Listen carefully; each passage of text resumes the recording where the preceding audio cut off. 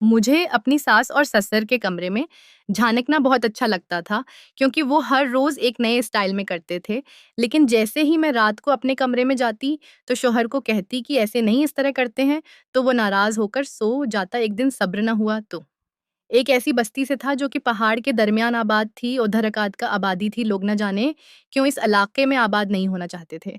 जब भी बात होती तो लोग यही कहते थे कि इस इलाके में रहना अपनी जान को खतरे में करने के मुतरादिफ है। पर मेरा जिसका बचपन इस बस्ती में गुज़रा था, इस बात पर शाक हो जाती थी। मुझे वो बस्ती काफ़ी पसंद थी। हाँ, ये बात ठीक थी कि इस बस्ती में बहुत कुछ अजीब था। जैसा कि वहाँ के लोग कोई काम नहीं करते थे, वो खुद को बदलने की कोशिश नहीं करते थे और मैं एक ऐसी लड़की थी, जो खुद को बदलना चाहती थी, पर ऐसा नहीं था कि मैं खुद को बदलने के लिए अपनी बस्ती छोड़ दूँ, बल्कि उसी बस्ती में रहकर मैं कुछ करना चाहती थी। मैं जब भी कुछ करने का सोचती थी, तो अम्मी यही कहती थी कि बेटा, तुम जो मर्ज़ी कर लो, लेकिन एक काम मत करना। मैं हैरान हो कि बोली कि उम्मी क्या काम ना करूँ, जब वो कहती कि मैं इस बस्ती में कभी भी कुचा गोश्त मत लाऊँ। उम्मी की ये बात सुनकर मुझे काफ़ी नज़िस होता था कि आखिर वो ऐसा क्यों चाहती है कि मैं कुचा गोश्त मत लाऊँ। उम्मी से मैं काफ़ी बहस करने लग जाती थी। उम्मी कहती कि अगर गोश्त ले आई, तो इस बस्ती के जंगी जानवर इस गोश्त की हो से हमारे घर आ जाएँगे। मुझे उम्मी की ये बात दरअसत लगी थी, लेकिन मैं ये नहीं जानती थी कि बात कुछ और हो। लीमे ने इस बस्ती में एक स्टाल लगा लिया था और अब मुख्तलिफ चीज़ें बेचने लगी थी। इस पास की बस्तियों से भी लोग आकर मेरे खानों की काफ़ी तारीफ़ करते थे तम था। हमारी बस्ती मशहूर होती जा रही थी। इस पास की बस्तियों को काफ़ी मसला होने लगा था कि इस बस्ती का तो नाम ही कभी नहीं उठता था और अब ये बस्ती इतनी मशहूर हो गई है, लेकिन सब मेरी काफ़ी तारीफ़ करते थे। दी थे मुझे मशूरा दिया जाता था कि मैं अपना एक होटल खोल लूँ। ये बात मुझे काफ़ी अच्छी लगी थी, पर उम्मी को जैसे ही मैंने एक प्लान बनाया तो कहने लगी कि खबरदार, जो तुमने कुचा गोश्त खरीद ओदा तो साफ कर गई थी कि होटल ही नहीं बनाना। मैं भी जंग आ चुकी थी। हमारी बस्ती के एक और बस्ती थी, जुद्धर एक हवेली थी। वो हवेली काफ़ी पुरानी थी, जबकि इस हवेली की औरत बहुत ही नेकदिल मानी जाती थी। वो लोगों के साथ काफ़ी शफ़क़त करती थी। हर कोई उसकी तारीफ करता था। उम्मी उस औरत के सख्त खिलाफ थी। मुझे कभी-कभार उम्मी पर गुस्सा आ जाता था कि वो ज़माने के खिलाफ चलती हैं, पर मुझे वो औरत काफ़ी अच्छी लगती थी। उम्मी ने मुझे बाज़ार भेजा तो वो औरत भी वहाँ आई हुई थी। मुझे कहने लगी, "कह सामान कुछ ज़्यादा है, तो मैं घर पहने में उसकी मदद करूँ।" मैंने उसकी बात मान ली और उसके साथ चल दी थी। जैसे ही मैंने उसकी हवेली देखी तो शाक हो गई थी। लोग ठीक ही कहते थे कि ये हवेली काफ़ी खौफ़नाक है। औरत कहने लगी कि हवेली अंदर से इतनी ही अच्छी है जितनी बाहर से खौफ़नाक है।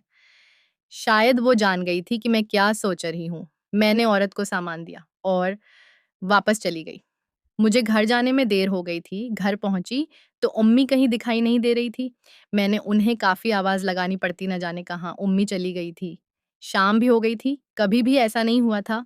अचानक ही घर की बेल भी और उम्मी घर दाखिल हुई। उनका सांस काफ़ी फूला हुआ था और कहने लगी कि आज वो बहुत मुश्किल से बच्ची में। मुझे काफ़ी शाक लगा था कि वो ऐसी बात क्यों कर रही हैं।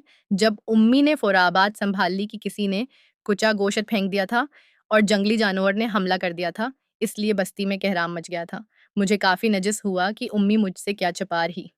मैं उम्मी को अब मैं जंग करती थी कि अगर वो मुझे अकेला छोड़कर चली गई और ये बातें भी अपने साथ ले गई, जो वो मुझसे छुपाती हैं, वो फिर मुझे ये राज़ कैसे पता चलेंगे। पर उम्मी मुझे एक बात कहती थी कि जो भी हो जाए, मुझे उस औरत से बचकर रहना है। वो औरत नहीं है, वो कुछ और चीज़ है। मैं काफ़ी हैरान होती थी कि अभी तो मैंने उस औरत की मदद की थी, वो तो काफ़ी अच्छी थी। मैंने उम्मी को ये बात बताने से मना कर दिया था और ना अम्मी ने मुझ पर गुस्से होना था कि मैंने उस औरत की मदद क्यों की, उसी वजह से मैं खामोश रही। उम्मी को सानस की बीमारी थी और वो साँस काफ़ी मुश्किल से खींचती थी। पहाड़ी इलाके की वजह से ऑक्सीजन की कमी थी। उम्मी का सांस काम सला काफ़ी पेचीदा हो गया था, लेकिन वो मुझे यही कहती थी कि वो ठीक में मुझे काफ़ी परेशानी होती थी कि अगर उम्मी मुझे छोड़कर चली गई, तो मेरा सदनया में क्या होगा? उम्मी ने मुझे हदायत दी थी कि अगर मैं अकेली रह गई, तो मैं अपना खाने का मिसाल जारी रखूँगी। लेकिन इस बस्ती में भी होटल नहीं खोलूँगी। मैंने उनकी बात मान ली थी। एक रात मैंने एक हलू बताया, जो कि काफ़ी मज़े का बना था। उम्मी ने भी शौक से खाया था। काफ़ी हलवा बच गया था। जब मैंने सोचा कि उसे बस्ती के लोगों में बाँट देना चाहिए। मैं यही सोचकर रात के उस अंधेरे में बाहर निकल पड़ी थी और हलवा बाँटने लगी थी। लोगों ने सिर्फ़ हलवा खाया था, लेकिन इस हलवे में अभी भी बरकत थी कि वो बचा हुआ था।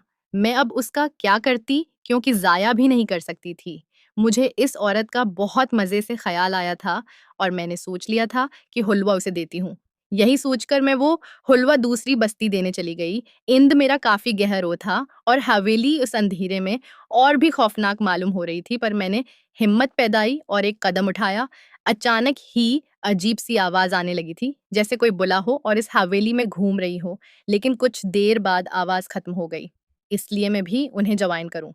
वो मुझे अंदर ले गए थे। मैं अंदर पहुंची तो काफी अच्छा महल बना हुआ था और खूब हिला गला था। इस रौनक को देखकर मैं कुछ पल के लिए भूल गई थी कि यह हवेली का हिस्सा है। मुझे बचपन से शौक था कि मैं भी ऐसी पार्टी पर जाती, लेकिन वो शौक कभी पूरा ना हो सका था, पर आज हो ही गया था। अंकल ने अपने बेटे से मेरा तारुफ करवाया। उनका बेटा काफ़ी बड़ी उम्र का था। मुझे पूरी पार्टी में वो औरत कहीं दिखाई नहीं दे रही थी। मुझे काफ़ी अलगा कि बेटे की पार्टी में माँ ही नहीं है। मैं अंकल से पूछा कि आंटी कहाँ? मैं जब अंकल ने बताया कि उनके तो सर में दर्द है, उसी लिए आराम कर रही है, मैंने काफ़ी अफ़सोस किया। अंकल ने हलवे की बहुत तारीफ़ की थी। मैं वापस जाना चाहती थी, लेकिन मेर अदिल किया कि आंटी की खरीद मालूम कर लूँ। जब ही मैं ऊपर की तरफ जाने लगी थी, जधर आंटी का कमरा था। मैं जैसे ही वहाँ पहुँची, तो एक तरफ से काफ़ी गंदी बदबू आ रही थी। मेरा कुन्ना महाल हो चुका था, लेकिन ये बदबू थी किसी चीज़ की, यही सोचकर मैं इस तरफ चलने लगी। जब वहाँ देखकर मेरे ईसानिस खशक हो गया था। इंत ज़्यादा गोश्त वो भी कुचा, मुझे अल्टी आने लगी थी। मुझे उम्मी की बात याद आई कि कुचा गोश्त कभी भी नहीं लेता, वरना जंगी जानवर आ जाएगा। लेकिन इधर तो सारा गोश्त ही इस हवेली में था। मैं काफ़ी शाक हो गई थी। मुझे डर लग रहा था। पहले उस हवेली से आवाज़ें आती थी और ये कुचा गोश्त, मेरे ज़हन से उस औरत का ख़्याल निकल गया और मैं फ़ौरा ही वापस जाने लगी थी। मैंने घर जाकर सुख का सांस लिया था और सोच लिया था, मैं नहीं जानती थी कि मेरा पागल दामाद इतना मज़बूत जिस्म का मालिक भी होगा। मैंने अपनी बेटी की शादी एक पागल लड़के से कर दी। मेरी बेटी जब घर रहने आती, तो मैं उसके कमरे में झाँकती और मुझे अजीब-सी शर्म महसूस होती कि मेरा पागल दामाद कैसे मेरी बेटी को इस काम के लिए मजबूर करता है। एक रात मैं अपनी बेटी के कपड़े पहनकर जब अपने दामाद के साथ लेटी, तो उसका चेहरा देखकर मैं डर गई कि वो मिरासगाह मेरे 5 बच्चे थे, जिन में 3 बेटियां और 2 बेटे थे। एक गरीब घर से हमारा ताल्लुक था। मेरे शौहर की शहर में ही एक छोटी सी समोसे और पकोड़ों की दुकान थी। इस दुकान से होने वाले नफा से हमारे घर की गाड़ी बड़ी मुश्किल से चलती थी। मेरी 2 बेटियां बड़ी थीं, फिर 2 बेटे और 1 बेटी।